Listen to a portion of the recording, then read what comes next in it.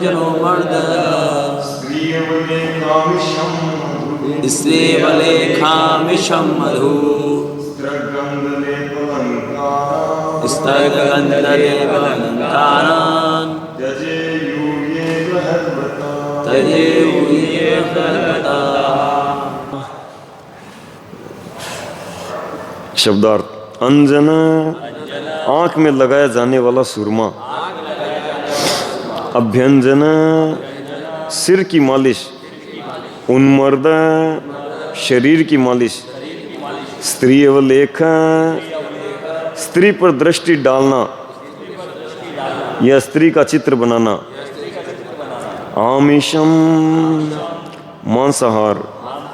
मधु शराब या शहद पीना। स्त्रक शरीर को फूलों के हारों से सजाना। गंध लेप शरीर पर सुगंधित लेप लगाना। अलंकारान शरीर को आभूषणों से अलंकृत करना। तजेयु त्याग देना चाहिए। ये जिन्होंने बृहद्व्रता ब्रह्मचर्य का व्रत धारण कर रखा है। अनुवाद। ब्रह्मचारियों या उन गृहस्थों को जिन्होंने उपयुक्त विधि से वर्णित ब्रह्मचर्य व्रत धारण कर रखा है, उनके लिए आंखों में सुरमा या अंजन लगाना, सिर में तेल मलना, हाथ से शरीर की मालिश करना, स्त्री को देखना या उसका चित्र बनाना, मांस खाना, शराब पीना, शरीर को फूलों के हार से सजाना, शरीर में इत्र फुलेल लगाना या शरीर को आभूषणों से अलंकृत करना मना है। इन्हें इन सब का परित्याग करना चाहिए। तुम पहले मंगलाचरण करेंगे, फिर अगला श्लोक पढ़ेंगे। ओम अज्ञानतिमिरन्धस्य ज्ञानाञ्जनशलाकया चक्षुरुन्मीलितं येन तस्मै श्रीगुरवे नमः। श्रीचैतन्यमनोभीष्टं स्थापितं येन भूतले स्वयं रूपः कदा मह्यं ददाति स्वपदान्तिकं। वन्देऽहं श्रीगुरो श्रीयुतापदकमलं श्रीगुरून् वैष्णवांश्च श्रीरूपं साग्रजातं सहगण रघुनाथान्वितं त्वं सजीवं साद्वैतं सावधूतं परिजनसहितं कृष्णचैतन्यदेवं श्रीराधा कृष्णपदान् सहगण ललिता श्रीविशाखान्वितांश्च। नमो विष्णुपादाय कृष्णपृष्ठाय भूतले श्रीमते भक्तिवेदान्तस्वामिनिति नामिने। नमस्ते सारस्वती देवे गौरवाणी प्रचारिणे निर्विशेषशून्यवादी पाश्चात्यदेशतारिणे। वाञ्छाकल्पतरुभ्यश्च कृपा सिन्धुभ्य एव च पतितानां पावनेभ्यो वैष्णवेभ्यो नमो नमः। नमो महावदन्याय कृष्णप्रेमप्रदायते कृष्णाय कृष्णचैतन्यनाम्ने गौरतुषे नमः। हे कृष्ण करुणा सिन्धु दीनबन्धो जगत्पते गोपेश गोपिकान्त राधाकान्त नमोस्तुते।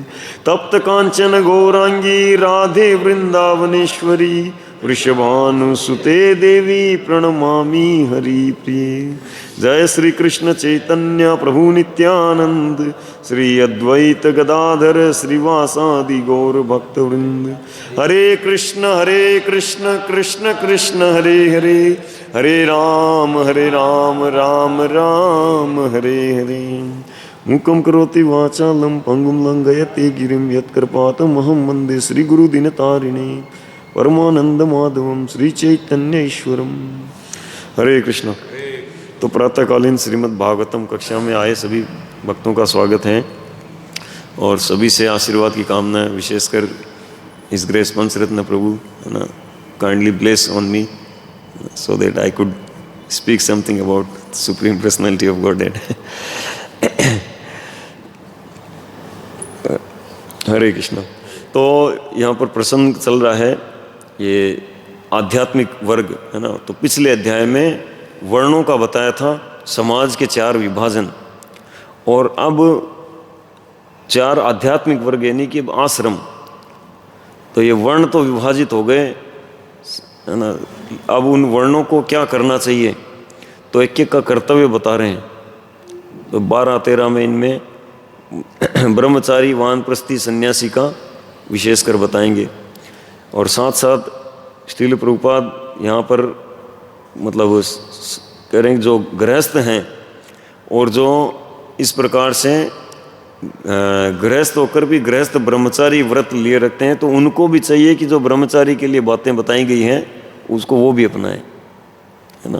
क्योंकि श्रील प्रभुपाद कहते हैं कि हमारा कृष्ण भावनामृत है ना आंदोलन, इसमें इस्कॉन में जो गृहस्थ हैं, वास्तव में जो आदर्श गृहस्थ हैं वह भी गृहस्थ ब्रह्मचारी हैं, है ना। तो उनको भी ऐसे, उनके लिए भी कहा गया है कि वो भी इसी प्रकार बातों को अपनाएं। तो ऐसा नहीं है कि ब्रह्मचारी के लिए कहा जा रहा है तो वहाँ केवल ब्रह्मचारी के लिए, है ना, साथ साथ में गृहस्थों के लिए भी उनमें से बातें अधिकांश है ना। तो इस अध्याय इसमें इस 12 नंबर श्लोक का दोबारा पढ़ेंगे और चर्चा करते हुए चलेंगे, है ना, क्योंकि मल्टी पॉइंट्स है ना। तो ब्रह्मचारी या उन गृहस्थों को जिन्होंने उपयुक्त विधि से वर्णित ब्रह्मचर्य व्रत धारण कर रखा है। तो उपयुक्त विधि क्या है, जो कल के श्लोक में आया था 11 नंबर श्लोक में। तो 11 नंबर श्लोक में प्रभुपाद तात्पर्य में बताते हैं, है ना, कि जो व्यक्ति गुरु के मार्गदर्शन में रहता है ना, सारे नियम तथा विधान गृहस्थ तथा सन्यासी दोनों पर समान रूप से लागू होते हैं, किंतु गृहस्थ को उपयुक्त अवसर पर प्रजनन के लिए मैथुन करने के लिए गुरु अनुमति प्रदान करता है। तो पूरा तात्पर्य प्रभुपाद जी बता रहे हैं 11 नंबर का कि गुरु की आज्ञा के अंतर्गत ही, यानी गृहस्थ है तो मतलब ये नहीं कि गृहस्थ है मतलब उसको छूट है कि वो किसी भी तरह से बेरोक टोक इंद्रिय तृप्ति में लग सकते हैं, नहीं, उनको भी आश्रय में रहकर, है ना, गुरु की गाइडेंस में रहकर और चलना चाहिए, है ना। और अब यहाँ पर बताते हैं कि ऐसे जो गृहस्थ हैं, जो गुरु के आश्रय में रहकर गाइडेंस में रहकर जो चलते हैं, वो भी और ब्रह्मचारी, उनको क्या करना चाहिए, और उनके लिए आंखों में सुरमा या अंजन लगाना, है ना। तो ऐसे जो भोगी लोग जो हैं, है ना, ये जिनको संसार में फंसे रहना है, श्रील प्रभुपाद जैसा कहते हैं कि जिनको इस संसार में सड़ते रहना है तो उन लोगों का कंपटीशन नहीं करना चाहिए, है ना। तो उन लोगों को पता नहीं कितने हजारों जन्मों के बाद समझ में आएगा, और जब समझ में आएगा तब वो किसी की नहीं सुनेंगे, फिर वो भक्ति में लगे रहेंगे, इस्कॉन में रेगुलर आके भागवत सुनेंगे और कथा, और को अपने जीवन में श्री कृष्ण की शिक्षाओं को, श्रील प्रभुपाद की शिक्षाओं को अपनाए रखेंगे, तब वो भी मतलब पक्के भक्त बन जाएंगे। अभी उनको नहीं समझ में आ रहा है, शायद अगले जन्म में आएगा, 10 जन्म बाद आएगा, 100 जन्म बाद आएगा, 1000 जन्म बाद आएगा, 10,000 जन्म, कितने जन्म के बाद आएगा समझ में, तो उनको आएगा तब वो सीरियस होंगे। पर हमारे लिए भी समझ में आ गया है, हमको भी श्रद्धा मिली हुई है, तो इसकी रक्षा करना चाहिए, है ना। भगवान चैतन्य महाप्रभु कहते हैं कि ये बहुत ही दुर्लभ है, ब्रह्मांड भ्रमिते कौन भाग्यवान जीव, किसी भाग्यवान जीव को गुरु कृष्ण प्रसादे पाए भक्ति लता बीज, गुरु कृष्ण की कृपा से भक्ति लता बीज मिलता है। यद्यपि अनेक जन्मों की सुकृति रहती है, पर सुकृति बताते हैं कि करोड़ों जन्मों तक भी सुकृति इकट्ठी करती जाएं तो भी श्रद्धा के योग्य नहीं होती कि श्री कृष्ण के भक्ति की श्रद्धा जागृत हो जाए। पर भंडार जब भरता है कुछ प्रतिशत, तो भगवान क्या करते हैं कि उसको फिर मैनेज करते हैं, उनको प्रमाणिक अपने जो परंपरागत प्रमाणिक गुरु हैं उनसे मिलवाते हैं, है ना, शुद्ध भक्तों से भेंट करवाते हैं। और जैसे ही शुद्ध भक्तों की थोड़ी सी वो सेवा करते हैं, वो सुकृति का लेवल 15, 25, 35 कितना % भरा हुआ था, सीधा 100% हो जाता है ना। तो 100% होते ही फिर भक्ति की श्रद्धा मिल जाती है, और जब भक्ति की श्रद्धा मिल जाती है तो वो उस व्यक्ति का भगवत धाम की, है ना, वीज़ा उनके पासपोर्ट में लग जाता है ठप्पा। तो जिनको वीज़ा मिल गई है उनको चाहिए ट्रेवलिंग की तैयारी करें, और जिनको नहीं मिली है, कई टाइम बाद मिलेगी, उनसे कंपटीशन न करें, अपने को उनसे अलग रखें, है ना। ये बहुत विशेष बात है। कोई बहुत अच्छी फर्स्ट क्लास भक्ति कर रहा है लेकिन फिर भी मिश्रण रख रहा है, तो वो मिश्रण उसको मतलब यानी अभक्तों के संग बैठना, कहीं ना कहीं मतलब असत का संग रख रहा है किसी भी रूप में, तो व्यक्ति बहुत घाटे में रहेगा। बहुत अच्छी भक्ति करके इस जीवन में जो भक्ति में प्रगति कर पाता उसकी तुलना में वो 10% नहीं कर पाएगा, केवल थोड़ा सा ये रखने के कारण।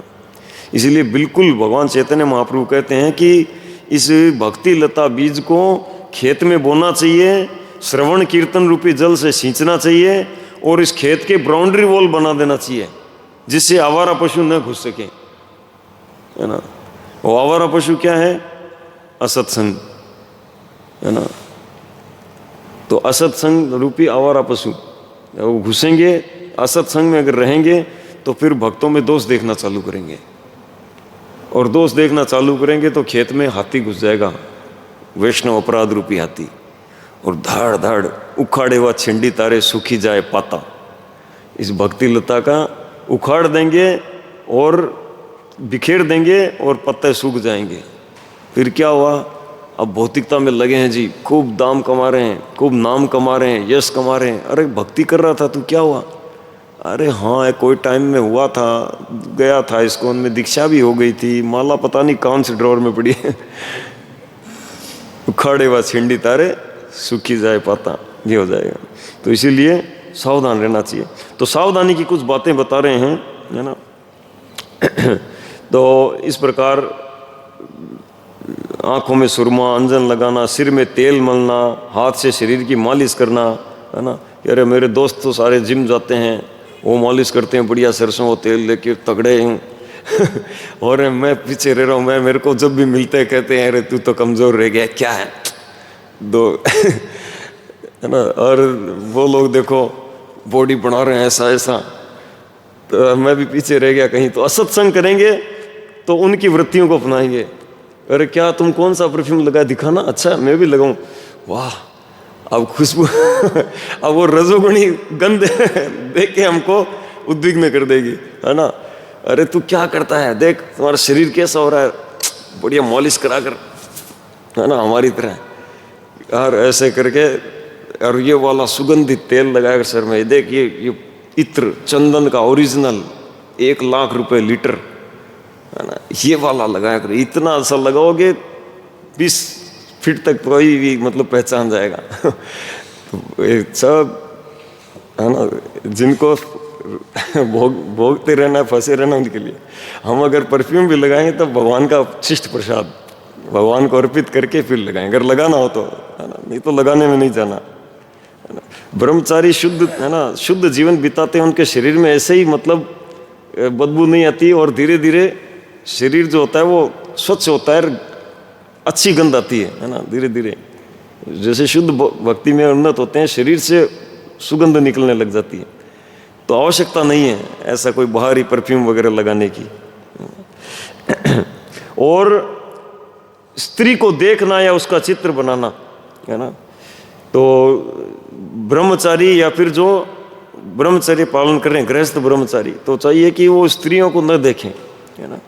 क्योंकि भगवान गीता में कहते हैं, जहाँ पर 3रे अध्याय में अर्जुन पूछते हैं कि क्या कारण हम न चाहते हुए भी पाप में पड़ जाते हैं, इसका क्या कारण है। तो भगवान कहते हैं काम ऐश क्रोध ऐश रजोगुण समुद्गुण है। तो इसका कारण काम है पाप में पड़ने का। तो उपाय क्या है? तस्मात् त्वम इंद्रियाणि आदो नियम्य। तस्मात् कॉन्क्लूजन दिया, बोले क्या करो? इंद्रियाणि आदो नियम्य, इंद्रियों को प्रारंभ से ही रखो। यानी इंद्रियां क्या होती है कि शुरू में संगति करती है, ठीक है ना, संगति करती है बेरोक टोक, मतलब इधर देख रहे हैं उधर देख रहे हैं, देखने में क्या है, आंखें बंद थोड़ी कर लें, देखने में क्या है, नहीं। भगवान कह रहे हैं कि नियम्य है, उनको शुरू में ही नियम्य करो। शुरू में मीन्स खासकर जो हमारी आंख रूपी इंद्रिय के लिए विशेषकर बताया गया है ना, क्योंकि आंख इंद्रिय जो है ना, बाकी इंद्रिय के विषयों की सूचना लाके मन को देता है, फिर मन उस इंद्रियों को कहता है ना, कि देख तेरे मतलब की चीज। और वो सचेत हो जाता है। जैसे मान लो आंख जो है, आंख ने देखा वाह गुलाब जामुन, अंदर गया सूचना, अंदर मन में गया, मन जीवा को बोलेगा तेरे मतलब की चीज, और जीवा फिर लाल टपकने लग जाएगा, लेना है, चाहिए चाहिए चाहिए। तो आया कहाँ से, सूचना कहाँ से आई? आँख से आई, है ना। तो अब सबसे बड़ी गुनहगार आँख है। हाँ, तो ऐसे मतलब आँख जो है बाकी की सूचना अंदर लाके और यूं करके दे देता है। इसीलिए भगवान कहते हैं तस्मा तुम इंद्रियाणी आदो, है ना। बाकी इंद्रियां भी लाते हैं, जैसे कान शब्द के द्वारा ले आता है ना। जो विश्वामित्र ऋषि थे, आँख बंद कर रखे थे, मगर कान से मेनका मैडम की घुंघरू आवाज आई, खनक खनक, और कान से ही मतलब सूचना आ गई।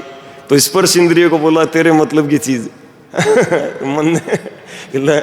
तो ऐसे है ना, लेकिन तो जो भी है, तो इस तरह से तस्मा तुम इंद्रियाणी अदो, प्रारंभ में ही इंद्रियों को नियम में करना चाहिए, वश में करना चाहिए। यानी कि जैसे ही आंख से दृष्टि गई, है ना, जैसे यहाँ बता रहे हैं कि स्त्रियों को नहीं देखना, मतलब विपरीत लिंग की तरफ अगर दृष्टि गई तो एक बार दृष्टि गई हटा लेना चाहिए, और अंदर से बुद्धि के द्वारा शास्त्र ज्ञान को तुरंत निकाल कर लाना चाहिए कि नहीं, भागवत में सुना था 17 जनवरी को, है ना, ये 7/12 7/12/12 ये याद कर लेना चाहिए। हाँ स्त्री अवलेखाम, है ना, स्त्री अवलेख, तो स्त्रियों को न देखना, तो तुरंत इस सूचना को अंदर से निकाल लाना चाहिए। एक बार दृष्टि गई ठीक है, फिर दोबारा दृष्टि नहीं ले जाना, है ना। तो भगवान कपिल कहते हैं कि इंद्रियों के जो दूसरे विषय हैं वो जीवात्मा को इतने बांधने वाले नहीं है जितने कि ये स्त्री पुरुष का, है ना, संग। तो इस प्रकार नियम रखना, और स्त्रियों का चित्र नहीं बनाना चाहिए, है ना। और कई बार जैसे देखते हैं लोग चित्र टांगे रखते हैं घर में, है ना, तरुण तरुणियों के ऐसे। हमारे एक रिलेटिव है, मैं देखता हूँ कभी कभी उनके घर जाता हूँ, तो उनके घर में मतलब एक भी भगवान श्री कृष्ण का चित्र नहीं है। मायावादी संतों का चित्र है जिनके सिर पर तिलक भी नहीं है, और एकादशी को अन्न खाते हैं ऐसे, और तरुण तरुणियों के ऐसे चित्र कहीं मिल जाएंगे। तो पूरा नरक की व्यवस्था कर रखी है। मांस खाना, शराब पीना, शरीर को फूलों के हार से सजाना, शरीर में इत्र फुलेल लगाना या शरीर को आभूषणों से अलंकृत करना मना है ना। तो अलंकृत नहीं करना चाहिए, अलंकृत करने में नहीं जाना चाहिए। भगवान चैतन्य महाप्रभु श्री रघुनाथ दास गोस्वामी के माध्यम से हमको शिक्षा दिए हैं कि भाल न खाइबे भाल न परिबे, है ना। ग्राम्य वार्ता ना करीबे, ग्राम्य कथा ना सुनिबे, भाल न खाइबे और भाल न परिबे। तो ग्राम्य वार्ता ना करीबे, है ना, संसारी चर्चाओं में मत शामिल हो। जब देखो बहुत सर्दी है, बहुत सर्दी है, टेम्परेचर इतना आ गया, अभी ये पॉलिटिशियन, ये क्रिकेट, ये बॉलीवुड, ये है ना, ये होने वाला है, अभी गली में ये होने वाला है, कॉलोनी में ये होने वाला है, शहर में ये होने वाला है ना। ये चर्चाओं में नहीं पढ़ना चाहिए, जितनी आवश्यक उतना करके खत्म, चैप्टर क्लोज, है ना। तो सुनना हो तो भवदीय वार्ता, है ना, श्रीमद् भागवतम। ग्राम्य वार्ता ना करीबे, ग्राम्य कथा ना सुनिबे, है ना। और मैं क्या बताऊं, कई लोग है ना एक्सपर्ट होते हैं किस्सा सुनने में। 5-10 घंटे उनको बोलो ना नॉन स्टॉप बोलना है तो बोल लेंगे, 10-10 घंटे नॉन स्टॉप बोल लेंगे, है ना, इतनी बकवास करना जानते हैं। तो ऐसे लोगों से सुनने में कोई फायदा नहीं है। और भाल न खाइबे और भाल न परिबे, तो ज़्यादा बहुत आकर्षक, है ना, व्यंजन न खाएं, और बहुत आकर्षक, है ना, ड्रेस कोड मतलब न अपनाएं। उषित्वेतं गुरुकुले द्विजोऽधीत्यावधू वबुध्य च त्रयीं सांगोपनिषदं यावदर्थं यथा बलम् दत्त्वा वरमनुज्ञातो गुरो कामं यदीश्वर गृहं वनं वा प्रविशेत् प्रव्रजेत् तत्र वसेत्। जय श्री श्री गिरधर दास जी, श्री श्री राधा मदन मोहन, श्री श्री गौर निताय, श्रील प्रभुपाद की जय। शब्दार्थ पढ़ेंगे ना साथ साथ। उषित्वा रहते हुए एवं इस प्रकार गुरुकुले गुरु के संरक्षण में द्विजय ब्राह्मण क्षत्रिय तथा वैश्य जिनका 2 बार जन्म होता है अद्वितीय वैदिक साहित्य पढ़कर अवबुद्ध इसे ठीक से समझकर च तथा त्रयीम वैदिक वाङ्मय संग सहायक अंशों सहित उपनिषदम तथा उपनिषदों को यावदर्थम जहाँ तक संभव हो यथा बलम यथाशक्ति दत्वा देकर वरम पारिश्रमिक दक्षिणा अनुज्ञात पूजे जाने पर गुरु की कामम इच्छाएं यदि ईश्वर समर्थ ग्रहम गृहस्थ जीवन वनम विरक्त जीवन वा अथवा प्रवेश करना चाहिए प्रव्रजेत या बाहर जाना चाहिए तत्र वहाँ वा या तो वसेत रहना चाहिए। उपयुक्त विधि विधानों के अनुसार द्विज को ब्राह्मण क्षत्रिय या वैश्य को गुरु के संरक्षण में गुरुकुल में निवास करना चाहिए। वहाँ उसे वेद वेदांग तथा उपनिषदों का अध्ययन अपनी क्षमता तथा सामर्थ्य अनुसार करना चाहिए। यदि संभव हो तो शिष्य को चाहिए कि वह गुरु द्वारा मांगी गई दक्षिणा दे और तब गुरु के आदेश अनुसार गुरुकुल छोड़ दे और अपनी इच्छा से किसी अन्य आश्रम को यथा गृहस्थ वानप्रस्थ या संन्यास आश्रम को स्वीकार करे। तात्पर्य निस्संदेह वेदों का अध्ययन करने और उसको समझने में कुछ विशेष ज्ञान की आवश्यकता होती है, लेकिन समाज के 3 उच्च वर्णों ब्राह्मणों क्षत्रियों तथा वैश्यों को अपनी अपनी सामर्थ्य तथा क्षमता के अनुसार वैदिक साहित्य सीखना चाहिए, है ना। तो ब्राह्मण क्षत्रिय वैश्य गुण को लेकर जो जन्म लेते हैं उनके लिए बता रहे हैं कि उनको वैदिक शास्त्रों का अध्ययन करना चाहिए। शूद्र लोग नहीं समझ पाएंगे, लेकिन बाकी 3 के लिए है। दूसरे शब्दों में शूद्रों तथा अंत्यजियों के अतिरिक्त सबों के लिए वेदाध्ययन अनिवार्य है। वैदिक साहित्य वह ज्ञान प्रदान करता है जिससे मनुष्य परम सत्य ब्रह्म परमात्मा या भगवान को समझ सकता है। गुरुकुल का उपयोग वैदिक साहित्य के समझने के लिए ही किया जाना चाहिए। तो वैदिक साहित्य वह है जिससे भगवान को समझा जाता है ना। श्रील प्रभुपाद अक्सर एग्जाम्पल देते हैं कि जैसे अगर किसी को जानना हो कि उनके पिता कौन है तो कौन बताते हैं कौन है तुम्हारे पापा, माँ बताती है ना। तो माता के शब्दों से पता चलता है पिता कौन है। उसी प्रकार वेद जो है, वेदों को श्रुति कहा जाता है। श्रुति का अर्थ होता है माता भी। तो वेद रूपी श्रुति माता हमको परम पिता पूर्ण पुरुषोत्तम भगवान श्री कृष्ण के बारे में बताते हैं, है ना। इसलिए यानी वेदों का अध्ययन करने का उद्देश्य है श्री कृष्ण को जानना। वेदेश्च सर्वेर अहम एव वेद्य, वेदों में मैं ही वेद्य हूँ, जानने वाला। और गुरुकुल का उपयोग वैदिक साहित्य के लिए ही किया जाना चाहिए। जो गुरुकुल थे, शिक्षा जहाँ पे ग्रहण करने के लिए जाते थे, तो वो वैदिक साहित्य समझने के लिए, यानी पूर्ण पुरुषोत्तम भगवान को समझना और उनके भक्ति करना, उनसे प्रेम करना, इसी के लिए गुरुकुल थे। इस समय प्रशिक्षण तथा प्रौद्योगिकी के लिए अनेक शिक्षण संस्थान हैं, किंतु ऐसे ज्ञान को परम सत्य के ज्ञान से कुछ भी लेना देना नहीं रहता। अतएव प्रौद्योगिकी तो शूद्रों के लिए है ना। तो अभी जो एजुकेशन सिस्टम है वो 4th क्लास के लिए है ना। वो 1st, 2nd और 3rd क्लास के लिए तो है ही नहीं, केवल 4th क्लास के लिए। और पहले के समय 4th क्लास को भी आत्मा का ज्ञान मिलता था, लेकिन अभी तो आत्मा के बारे में है ही नहीं। जहाँ आत्मा का प्रश्न उठता है वहाँ पे उनकी गली बंद हो जाती है, बोले इसके आगे रास्ता नहीं हमारे पास। अरे बताओ ना, फर्क क्या है? रूपात कहते हैं कि जिंदा और मरे हुए शरीर में अंतर क्या है, बताओ। यहाँ पर आकर सारा ज्ञान ठप, इधर उधर स्पेकुलेटेड कुछ बताएंगे। और आध्यात्मिक ज्ञान यहीं से शुरू होता है ना। विद्या की शुरुआत यहीं से होती है, और केवल पदार्थ का ज्ञान अविद्या कहलाता है। और तो इसीलिए ये केवल शूद्रों के लिए है। फलस्वरूप इस श्लोक में बताया गया है, द्विजो अदित्या व बुद्ध्य च त्रयी सांगोपनिषदम। इस समय कलयुग में एक तरह से प्रत्येक व्यक्ति शूद्र है, कोई भी द्विज नहीं है, और अतएव समाज की स्थिति अत्यंत शोचनीय है।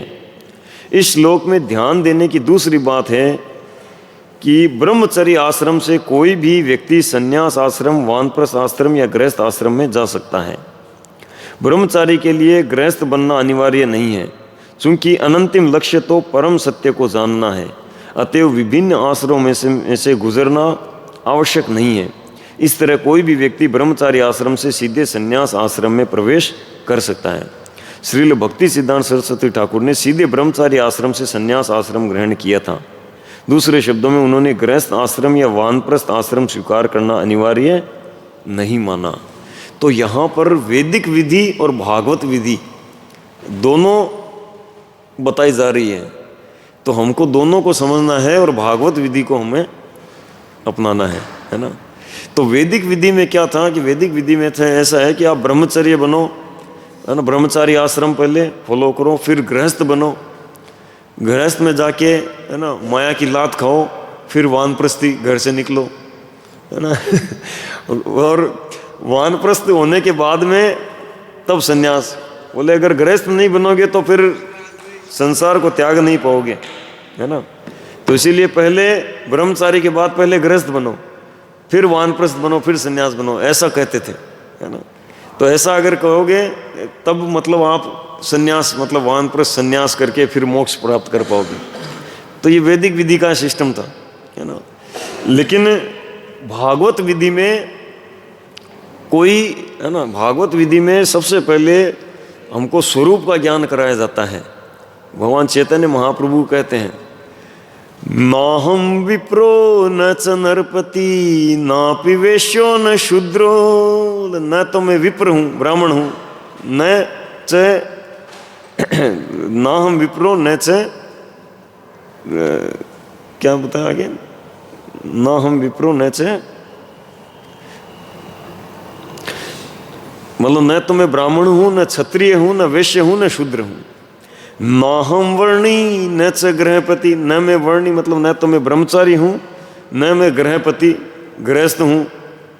पनस्तो ये तिरवा वानप्रस्थी या सन्यासी भी नहीं हूँ। सन्यासी भी नहीं है, पूरी दुनिया तो जानती है आप सन्यासी तो क्या हो। किंतु प्रोद्यो निखिल प्रेम मृतपूर्णामृताब्धे गोपी भर्तुर पद कमल्यो दास दासानुदास। तो मैं प्रेम अमृतपूर्ण अमृत प्रदान करने वाले, है ना, पूर्ण पुरुषोत्तम भगवान श्री कृष्ण जो गोपीजन है ना, गोपी भर्तुर पद कमल्यो, जो गोपियों की भर्तु हैं, ऐसे श्री कृष्ण के दास दास दासानुदास, मैं दास हूँ। तो मैं ब्रह्मचारी गृहस्थ वानप्रस्थ संन्यास, है ना, ये कुछ भी नहीं हूँ, ब्राह्मण क्षत्रिय वैश्य शूद्र ये कुछ भी नहीं है ना, क्योंकि ये तो शरीर की पहचान है, बाहरी पहचान है, और मैं शरीर हूँ ही नहीं। आत्मा के लिए आत्मा कौन सा ब्रह्मचारी कौन सा गृहस्थ, आत्मा गृहस्थ होता है ना, वानप्रस्थी होता है, सन्यासी होता है, क्या होता है, ये तो बाहरी पहचान है सब। तो इसीलिए भागवत धर्म प्रारंभ में ही ये बताया है कि हम कौन हैं, दास दास दासानुदास, हम दास हैं। यानी प्रतिदिन हम जब भजन करने बैठें तो इस श्लोक को गाना चाहिए और ये चिंतन करना चाहिए कि मैं शरीर नहीं हूँ। और तो शरीर से संबंधित उपाधियाँ, शरीर से संबंधित व्यक्ति वस्तु, इनसे मेरा कोई संबंध नहीं है, कोई काम आने वाला नहीं है।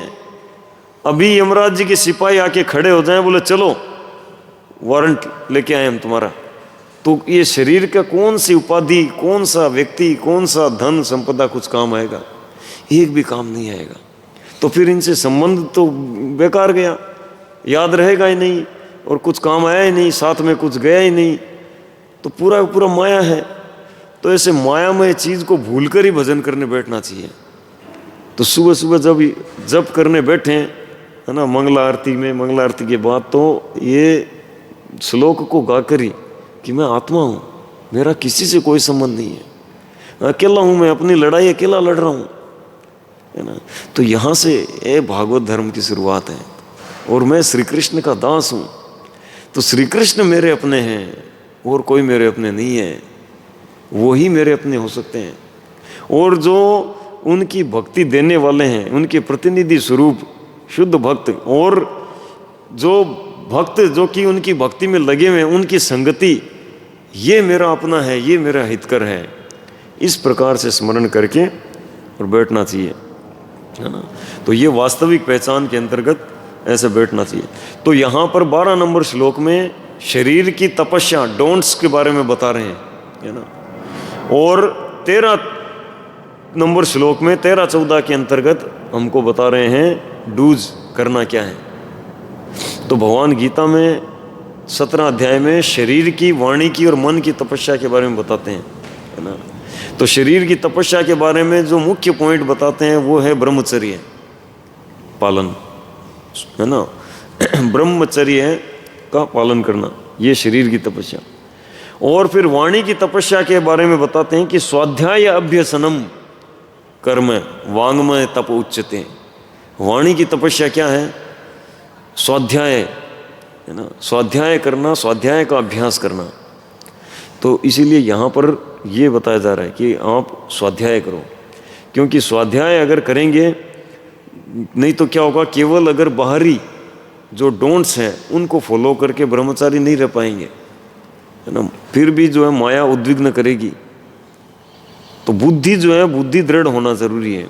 भगवान ने वहाँ पर जब कहा ना तस्मात् त्वम इंद्रियाणि यादो, उसके बाद में ये भी कहा एवं बुद्धे परम बुद्ध्वा, इस प्रकार बुद्धि के द्वारा, तो बुद्धि लगाओ, इंद्रियों को तो शुरुआत करो, बिगिनिंग कंट्रोल करने का, लेकिन केवल इंद्रियों को कंट्रोल करने से बच नहीं पाओगे, है ना।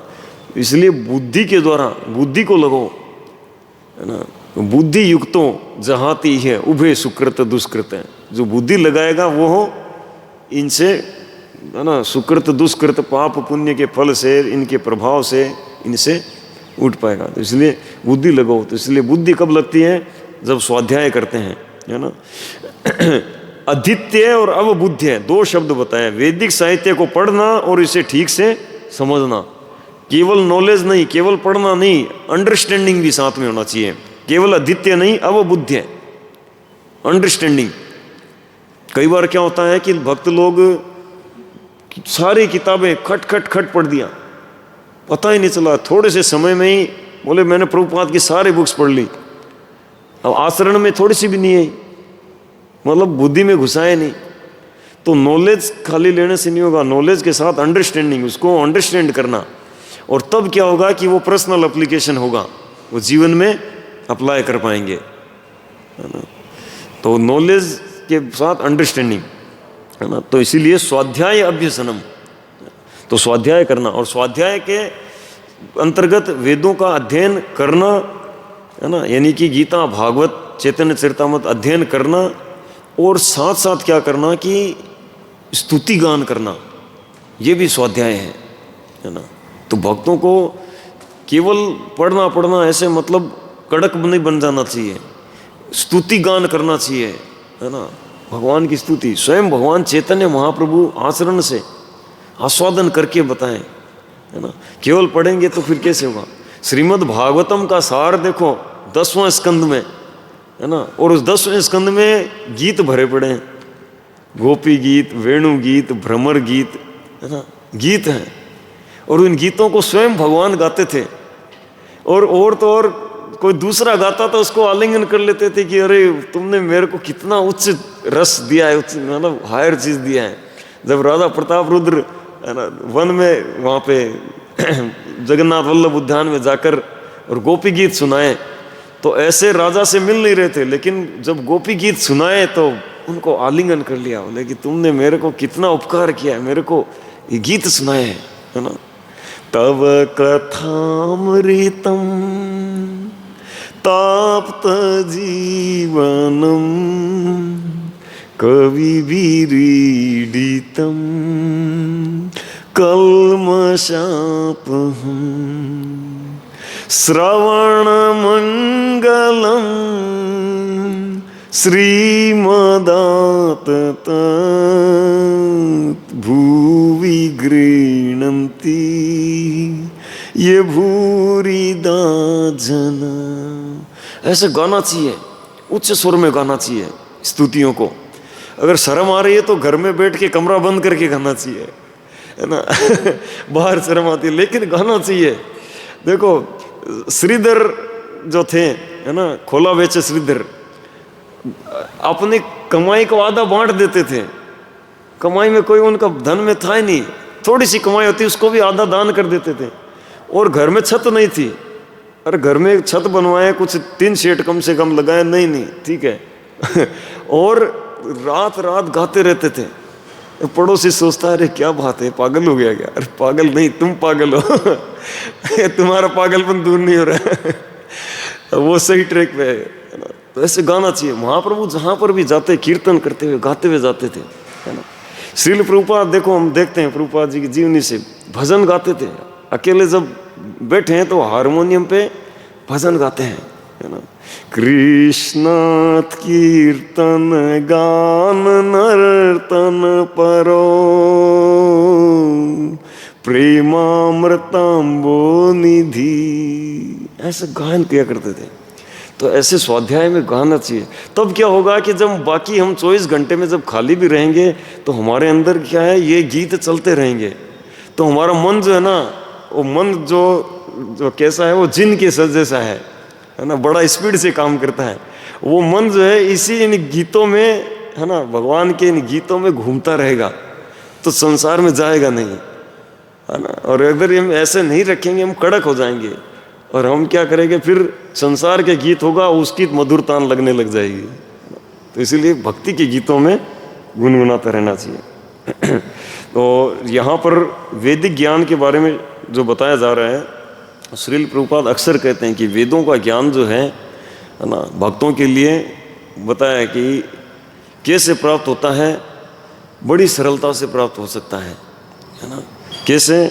यश देवे परा भक्ति यथा देवे तथा गुरु तस्य ते कथिता ही अर्था प्रकाशन्ते महात्मने। भगवान में दृढ़ श्रद्धा हो और उतनी ही श्रद्धा गुरु में हो, है ना। तब क्या होगा कि उनके हृदय में वेदों का ज्ञान, यानी वेदों का ज्ञान का कंक्लूजन क्या है, स्वतः प्रकट हो जाएगा। और कंक्लूजन क्या है? वो भक्ति को, कार्यों को प्राथमिकता देगा, है ना। कृष्णस्तु भगवान स्वयं, यानी श्री कृष्ण के विषय में, मतलब जो 4 प्रकार के, है ना, स्वरूप, है ना, स्वयं का स्वरूप और भगवान का स्वरूप, साध्य वस्तु का स्वरूप और साधन का स्वरूप, वो क्लियर हो जाएगा उनका। तो भगवान कौन है? कृष्णस्तु भगवान स्वयं। मैं कौन हूँ? उनका दास हूँ, आत्मा। और साध्य क्या है? कृष्ण प्रेम। और साधन क्या है? जो साधना भक्ति के, है ना, विधि नियम आदि, वेदी साधना भक्ति, रागानुगा साधना, जो साधना भक्ति ये साधन, है ना। तो इस प्रकार से इन सब में वो क्लियर हो जाएंगे। ओके, हरे कृष्णा।